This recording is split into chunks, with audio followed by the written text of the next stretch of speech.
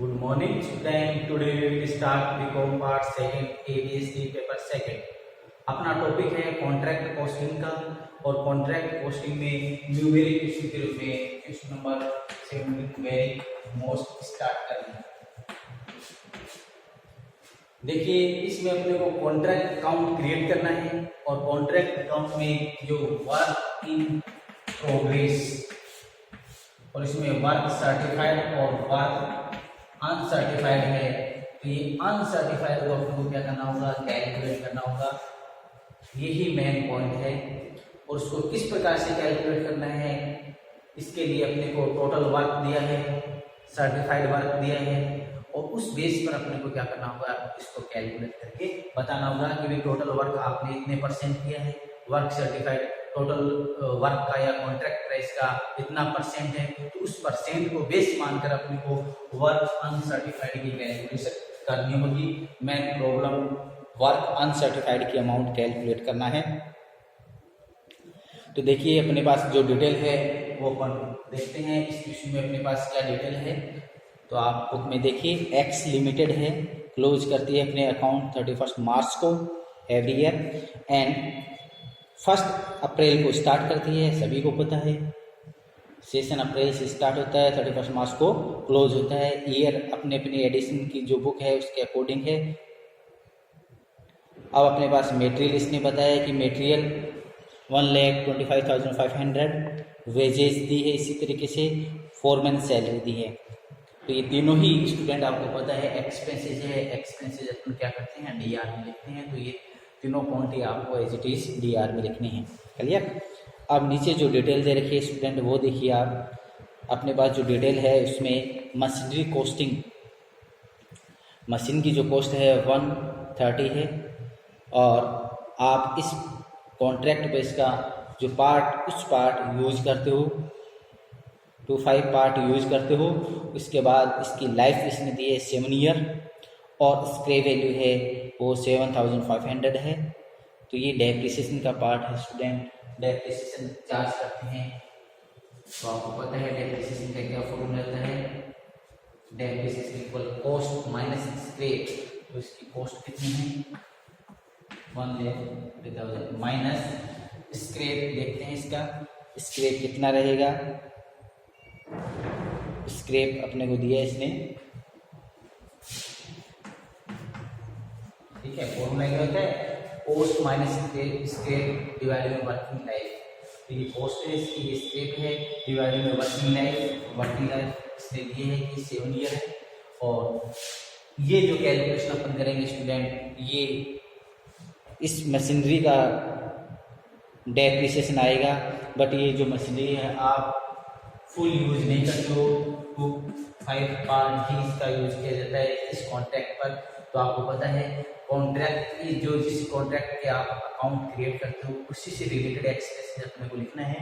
तो ये जो मशीनरी है इसका आप 25 पार्ट ही यूज करते हो, तो ये हम कैलकुलेशन करते हैं और 7,000 आई थिंक की कैलकुलेशन आएगी।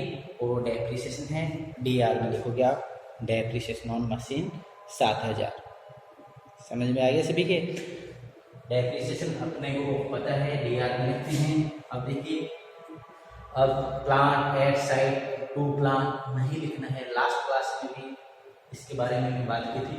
तो डेप्रिसिएशन कैलकुलेट हो चुका है, इसलिए अपने को 2 में डेप्रिसिएशन ऑन मशीनरी लिखना है 7,000। इसका मतलब ये है अब इस मशीन का डीआर में और सीआर में कोई डिटेल कुछ ही नहीं लिखना है, ओनली डेप्रिसिएशन लिखा जाए। जब डेप्रिसिएशन लिखा जाता है तो आप प्लांट के बारे में, मतलब प्लांट का मतलब क्या है, मशीन के बारे में हम बात नहीं करते हैं। और मशीन लिखते हैं तो डेप्रिसिएशन के बारे में हम बात नहीं करते हैं। तो फर्स्ट जो नीचे जो डिटेल दे रखी है ना उसमें डेप्रिसिएशन की है, तो ये डेप्रिसिएशन की कैलकुलेशन है। अब अपन अकाउंट क्रिएट करेंगे, उसमें डायरेक्ट 7,000 लिखेंगे। डेप्रिसिएशन आपके समझ में आ गया होगा। डेप्रिसिएशन का फॉर्मूला भी आई थिंक आपको पता है, cost minus scrap divided by working life. तो कॉस्ट गिवन है, स्क्रैप गिवन है, वर्किंग लाइफ भी गिवन है। और यहाँ तक हम स्टूडेंट कैलकुलेशन करें तो ये पूरी मशीन का डेप्रिसिएशन कितना है वो आएगा। बट आपने ये जो मशीन है वो इस कॉन्ट्रैक्ट पर कितने पार्ट यूज की है, तो इसलिए इंटू में उस पार्ट का कितना है वो हमने लिखा है। क्लियर। चलिए नेक्स्ट अपने को इसने बताया है वो देखिए। आगे अपने को कहता है कि सुपरवाइजर है उसको आप पेमेंट करते हो 4000 पर मंथ और वो हाफ टाइम ही इस कॉन्ट्रैक्ट पर देता है, हाफ टाइम में ही कॉन्ट्रैक्ट पर अपने को देता है। ठीक है। तो सुपरवाइजर की जो सैलरी है वो आप 4000 देते हो, तो 4000 सैलरी है, इनको कर देते हैं 12, ठीक है, 48,000। हाफ टाइम देता है तो हाफ टाइम ही यहाँ 4 से 4,000 supervisor salary. Clear. Supervisor salary है, इसने बताया हम एक सुपरवाइजर रखते हैं, उसको सैलरी पेमेंट करते हैं 4000 पर मंथ, तो पर मंथ 4000 है इंटू 12 करते हैं, ठीक है, 48,000। और ये जो सुपरवाइजर है इस कॉन्ट्रैक्ट पर अपना जो टाइम देता है वो हाफ टाइम देता है, तो हाफ टाइम में तो हाफ ही आपको सैलरी लिखनी है। आई थिंक आपके समझ में आ गया होगा। सुपरवाइजर सैलरी है, मैं कॉन्ट्रैक्ट अकाउंट में कितना लिखूंगा 24,000। इसके बाद स्टूडेंट अपने को उसने बताया है other expenses and administrative charges. तो अदर एक्सपेंसेस है 68,250। अदर एक्सपेंसेस डी आर में लिखते हैं, ये एज इट इज आप डी आर में लिख देना 68,250। यहाँ तक आपके समझ में आ गया होगा। इसके बाद कहता है material at side at the end. Material at side at the end ये अपने को सी आर साइड में लिखते हैं। क्लोजिंग बैलेंसेज है, क्लोजिंग बैलेंस को अपन सी आर में ही लिखते हैं, तो ये 17,700 है, ये सी आर में लिखेंगे। क्लियर। इसके बाद नेक्स्ट अपने को इसने डिस्क्लोज किया है the contract price is, contract price अपने को दिए इसमें कॉन्ट्रैक्ट प्राइस क्या है, कॉन्ट्रैक्ट प्राइस है वो 10 लाख है। ओ आगे अपने को कहते हैं 31 मार्च तक 2/3 कॉन्ट्रैक्ट कंप्लीट। कॉन्ट्रैक्ट कंप्लीट जब आपने अकाउंट क्लोज किया उस टाइम तक 2/3 कॉन्ट्रैक्ट कंप्लीट हो चुका है, ये आपको डिस्क्लोज करा है, बता रहा है। क्लियर। इसके बाद कहता है आर्टिकल उसने आर्किटेक्चर ने अपने को क्या किया, इशू किया है certificate 50% of contract price. Architecture जो इंजीनियर था उसने अपने को कॉन्ट्रैक्ट प्राइस का 50% का सर्टिफिकेट दिया है। तो सर्टिफिकेट कब दिया जाता है, वर्क सर्टिफाइड होता है तो सर्टिफिकेट मिलता है, ठीक है। तो वर्क सर्टिफाइड कितने 5 लाख। समझ में आ गया। वर्क कंप्लीट हो चुका है 2/3 और जो इंजीनियर है उसने अपने को अपलोड करके एक सर्टिफिकेट दिया वर्क सर्टिफाइड का, वो कॉन्ट्रैक्ट प्राइस का 50%। तो कॉन्ट्रैक्ट प्राइस दिस वन, इसका 50% 5। क्लियर। तो वर्क सर्टिफाइड अमाउंट कितने हैं 5 लाख। इसके बाद आगे अपने को इसने बताया है कॉन्ट्रैक्ट प्राइस का है, ये हमने काउंट कर दिया है। कॉन्ट्रैक्ट हैज बीन पेड, ये कैश रिसीव्ड है 3,75,000 कैश रिसीव्ड है। तो जो स्टूडेंट फॉर्मूला यूज करेंगे उसमें 3,75,000 कैश रिसीव्ड, जहाँ भी फॉर्मूले में है वहाँ पुट करेंगे अपन ये वैल्यू।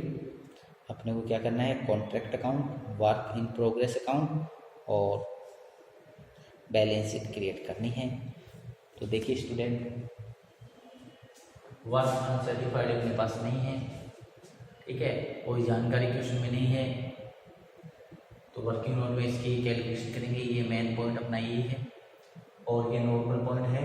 कौन सा नियम अप्लाई होगा, 50% हुआ है, 50% अबव 50% और more than 50% and less than 75%, then third point apply होगा। तो थर्ड पॉइंट यहाँ अप्लाई करना है 2/3 वाला, ठीक है, ये थर्ड पॉइंट यहाँ अप्लाई होगा।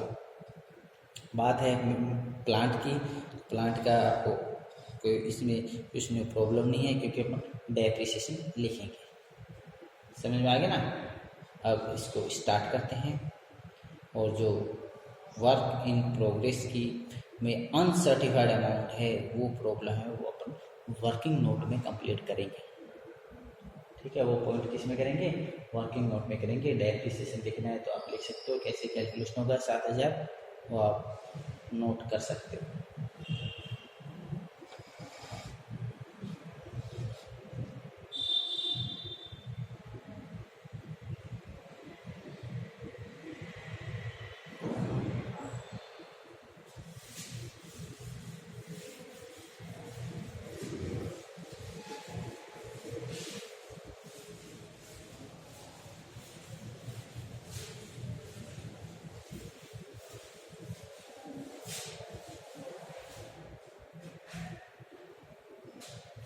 अब जो एक्सपेंसेस है, क्लोजिंग बैलेंस है, वो तो अपन क्वेश्चन में देख कर नोट कर देते हैं। मेन जो प्रॉब्लम है वो अनसर्टिफाइड अमाउंट के, वो वर्किंग नोट में करेंगे। तो स्टार्ट करते हैं। Account for the year ended for the year ending 31st March.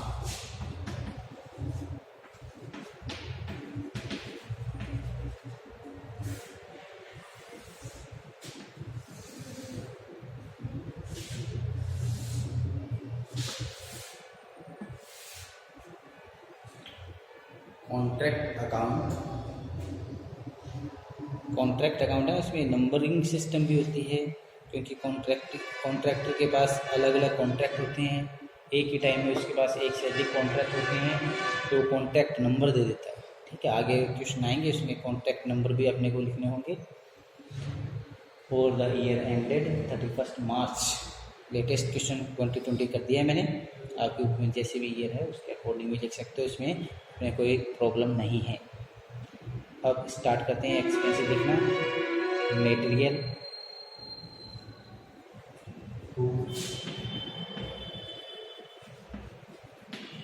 Material देखिए, मटेरियल अपने पास है, वो उसने किया हुआ है।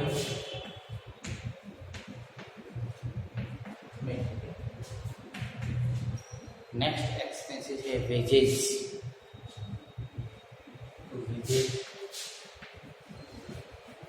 वेजेस ये भी सेपरेट अपने को दिए हैं।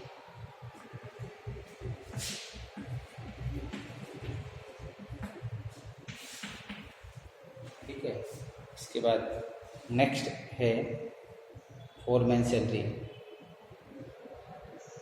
सैलरी टू फोरमैन सैलरी अपने पास है 40,650। फोरमैन सैलरी अपने पास फोरमैन सैलरी अपने को दिए 40,650 वो लिख दिए। इसके बाद वो हमने कैलकुलेट किया था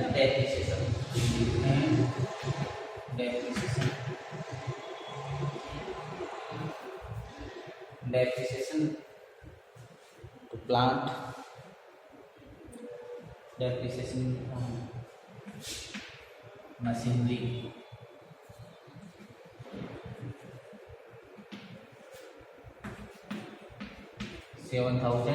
ये 7,000 कैसे अभी कैलकुलेट किया था, वो है मशीनरी पर डेप्रिसिएशन। देखिए मशीनरी प्लांट एक ही है।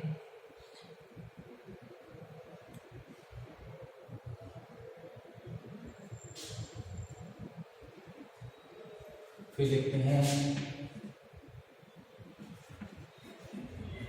Salary to foreman. देखिए सैलरी टू फोरमैन आप कर देते हैं। Salary to foreman, sorry foreman is supervisor.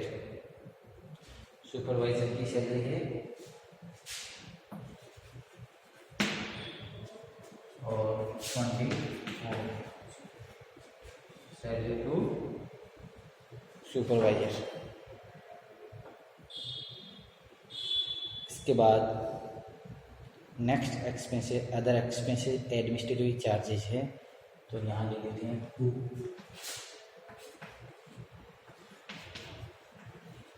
Other expenses and administrative expenses, ये अपने को नीचे डिटेल में दिए हैं।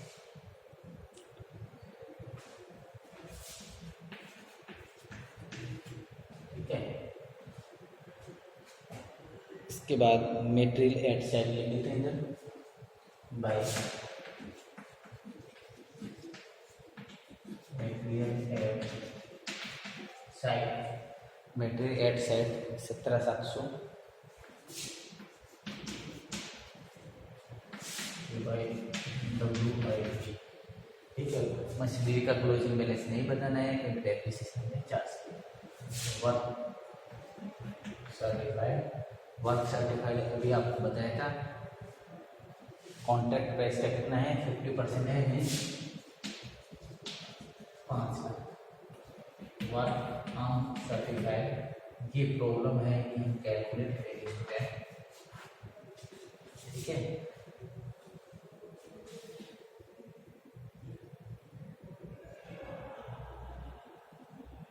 यहाँ तक करने के बाद अब जो वर्क सर्टिफाइड है अनसर्टिफाइड है, तो अनसर्टिफाइड का अमाउंट हम कैलकुलेट करेंगे। हमें बेस बताया है, क्या बेस बताया है फिर सुन लीजिए। कंप्लीट वर्क इस डेट तक 31 मार्च तक 2/3 कंप्लीट हो चुका है। कॉन्ट्रैक्ट वर्क सर्टिफाइड है वो हाफ हो चुकी है। इस बेस को मैं ध्यान में रखकर अनसर्टिफाइड की कैलकुलेशन करूँगा, ठीक है। अपने को इसने दे रखे है इसके अकॉर्डिंग। यस, अपन वर्किंग नोट स्टार्ट करेंगे इधर, और इस वर्किंग नोट में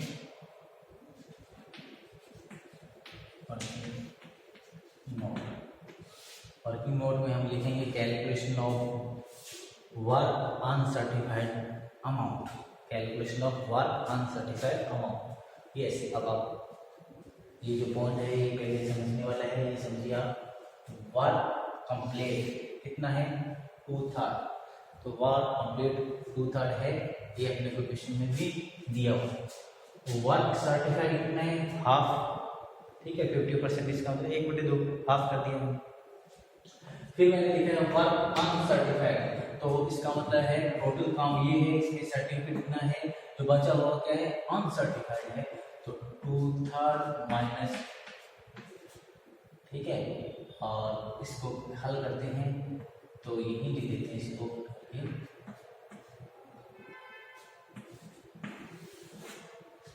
ठीक है। 16 पार्ट क्या है अनसर्टिफाइड है।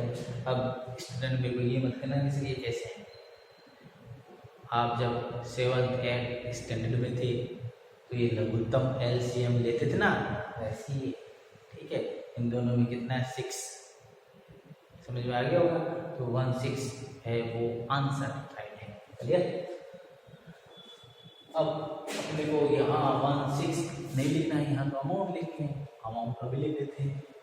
देखिए वर्क ऑन और लिखते हैं ओ वर्क अनसर्टिफाइड इक्वल, अब क्या करना है आप अभी तक मैंने जो ये लिखे हैं इनका टोटल करिए। सुन लीजिए मेरे, अभी तक जितना है सभी का आपको क्या करना है टोटल करना है। उस टोटल में ये लेस करना है, only material at side lace करना है। ये आप कैलकुलेट करिए। DR का अभी तक का जो टोटल है एक्सपेंसेस का ये करिए, इसमें से 17,700 एट साइड लेस कर दीजिए, और उसके बाद अमाउंट बताइए कितना है।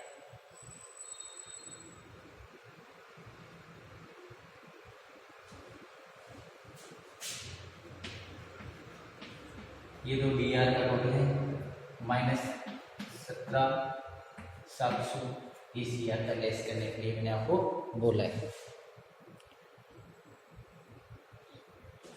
तो ये आएंगे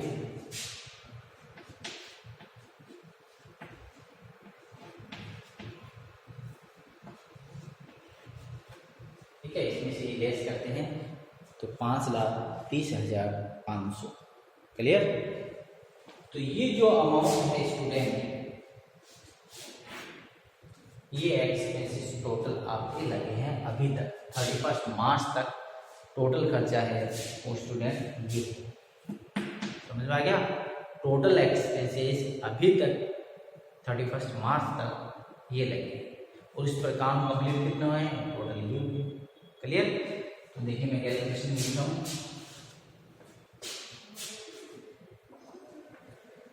कहने का मतलब ये जो एक्सपेंसेस लगे हैं अभी तक जो खर्चा लगा है वो आप देख पा रहे हो, ये अमाउंट है, ठीक है। इस एक्सपेंसेस से आपने वर्क कंप्लीट कितना किया है, दिस वर्क, ठीक है ना। तो जो पता है वो डिवाइड करते हैं। कहने का मतलब स्टूडेंट 5,30,500 में हमने 2/3 भाग कंप्लीट कर लिया कॉन्ट्रैक्ट का, ठीक है। तो इस तरह से पर ये है जो पता होता है वो क्या करते हैं, डिवाइड इनटू।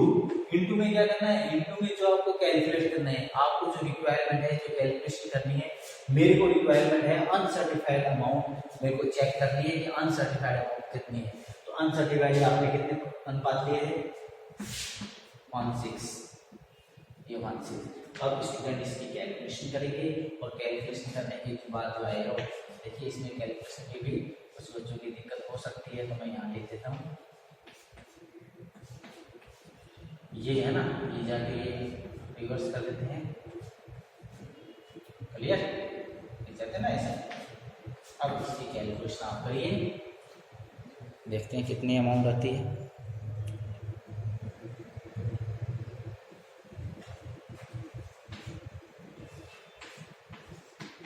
ये अमाउंट आएगी स्टूडेंट 51,062.5। ये अनसर्टिफाइड अमाउंट है 51,062.5। सॉरी गलत तो है ये अमाउंट अलग है। इसकी कैलकुलेशन फिर करते हैं अपन।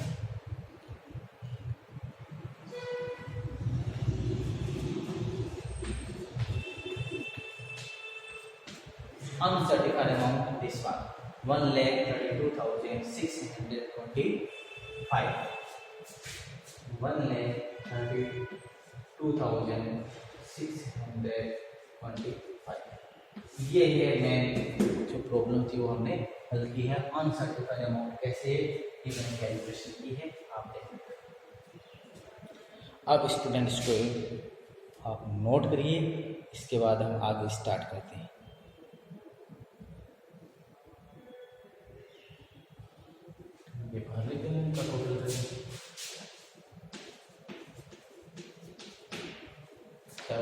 नोट करिए फिर आगे स्टार्ट।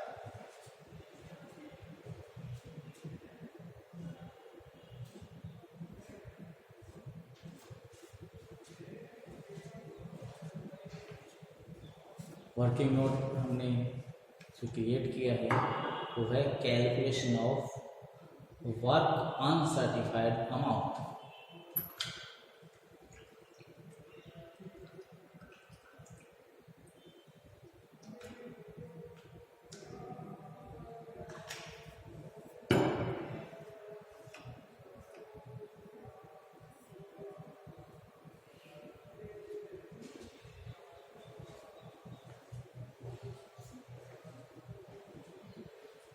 मेन प्रॉब्लम है वन की है। अब आपको वैसे ही काम करना है, करिए ये टोटल इधर रखिए, तो मैं लिख दीजिए टू बैलेंस CD अंतर काउंट करिए, आपका नॉशनल प्रॉफिट होगा, काउंट करिए कितना काम कंप्लीट करिए, कैलकुलेटर पास में रखा हो कैलकुलेशन करिए और नॉशनल प्रॉफिट काउंट करिए।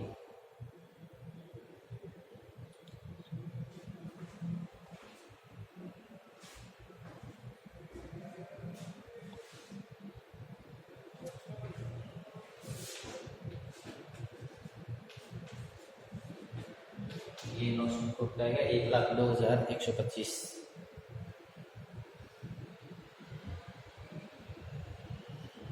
जो आपका नॉशनल प्रॉफिट है फटाफट टोटल करके इनको यहाँ तक कंप्लीट करिए।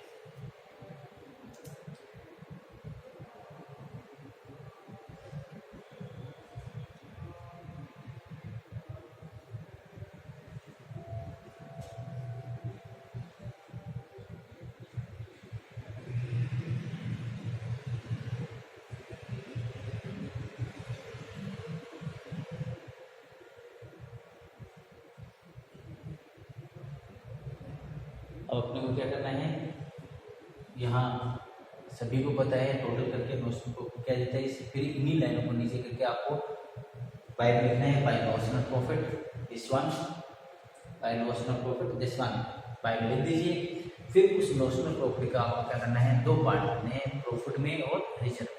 तो प्रॉफिट में हम फॉर्मूले से कैलकुलेट करेंगे और रिजर्व में अंतर काउंट करेंगे। यहाँ लिख देते हैं प्रॉफिट इक्वल 2/3, ठीक है, इनटू नोशनल प्रॉफिट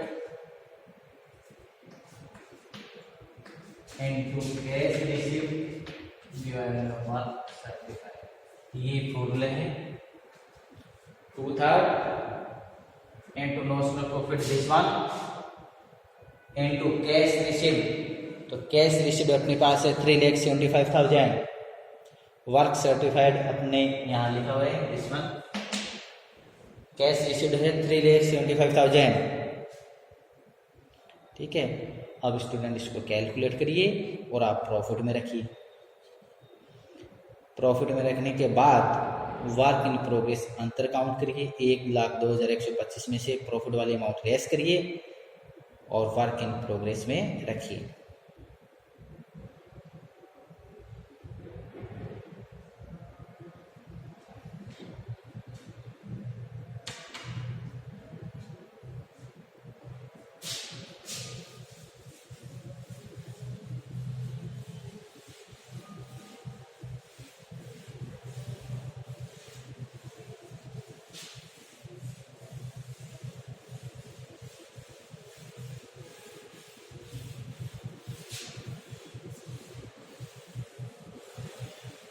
इस प्रकार से अपना ये कॉन्ट्रैक्ट अकाउंट कंप्लीट हो चुका है।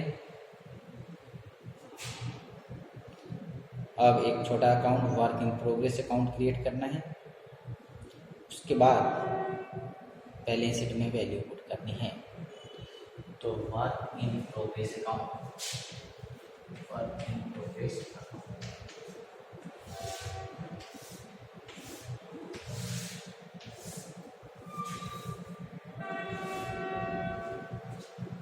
to contract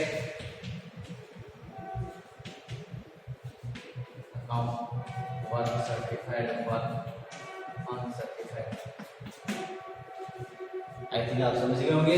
कॉन्ट्रैक्ट अकाउंट में जो सीआर में आपने 5 लाख और 132 जो लिखे ना, टोटल करके यहाँ लिख दीजिए। ये तो है पोस्टिंग 6,32,625 टू में।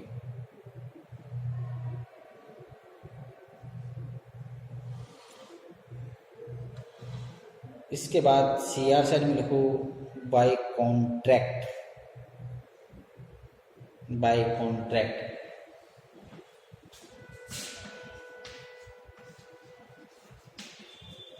कॉन्ट्रैक्ट